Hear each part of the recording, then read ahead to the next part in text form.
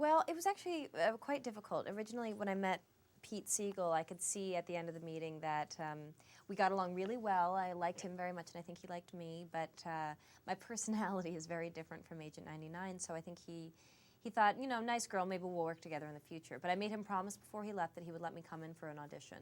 And he did, and the truth of the matter is I didn't think I was going to get the role, so I only wanted to meet Steve Carell, which is why I insisted on the audition.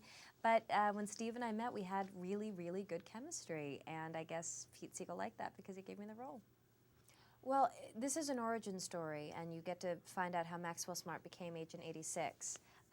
So we decided to expand the idea of an origin story to the origin of Max and 99's relationship, and we all like the idea that in the beginning, 99 is really irritated by Max and doesn't have a lot of respect for him. He doesn't have a lot of experience, and she's fearful for her life, that he could put her life in jeopardy, which is understandable. But as she gets to know him better, she realizes he's quite brilliant, just in a counterintuitive way. But once you trust him, he won't disappoint. Oh yes, there's as in the original series, there's a lot of sexual tension between Max and 99.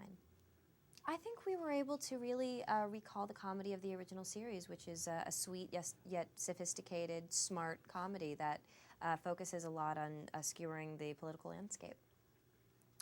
Oh, I don't know if it had anything to do with my childhood. I just think sometimes you have to be honest about who you are, and at the end of the day, I think I'm an artist, and acting is kind of my chosen field. And the thing that set me up to let me do it, though, I've got to say, is a lot of support from my parents, and them never saying, that's a crazy idea, you shouldn't do it, but they actually said, yeah, if you want to be an artist, this is what you need to study, and you should watch these films, and you should see these plays, and you should read these playwrights. And they made, my parents really were helpful to make sure that I had my bases covered. Yeah, no complaints. No complaints. I've got a really good life, and so far, I never imagined that I'd have a movie career at all. So any success that I've had in it has been surprising, and I'm really enjoying it. Yeah, I loved working with Steve Carell, and he's such a genius improviser. It makes me realize that I should probably head off to an improv class if we're going to do a sequel. Before we head to the sequel, I should probably get a little bit more of training in that. I don't know. I'm not being a studio executive. I couldn't tell you exactly how important they are, but I think they want to make money. And so I think the blockbusters are the ones that make the most. It's hard to say. It's hard to say. Sometimes it's a very good thing for it. Sometimes it's not such a good thing. Sometimes it can...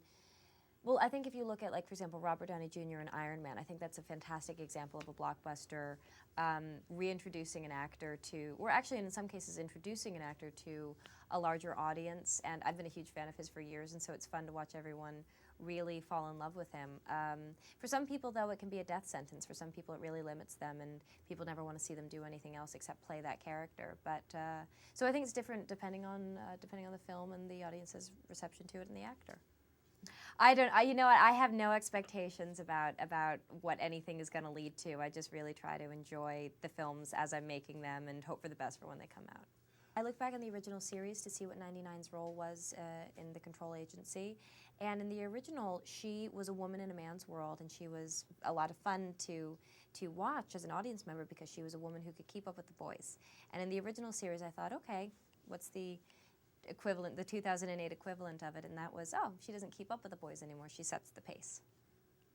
Yes, I have gadgets, but I've got to say they're not as good as Max's. Max is an analyst, and he's friends with the other analysts and the people that develop weapons technology, and she gets things like exploding dental floss and a really cool compact, but Max totally gets the better gadgets. He gets, you know, the shoe phone, he gets a Geiger counter watch, he gets a Swiss Army knife with a lot of amazing, very, very hard to get advanced gadgetry, and I'm a little jealous.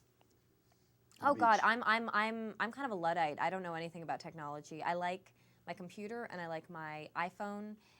No, I don't have an iPhone. I like my iPod and my cell phone, but that's about it. I mean, I guess that is a lot, but compared to many, it's not much. Not set up, no. I think, at least I haven't, not that I've been told. We're all signed up for a sequel, so that's up to the studio. But if they make it, I mean, I'm excited. I'd love to.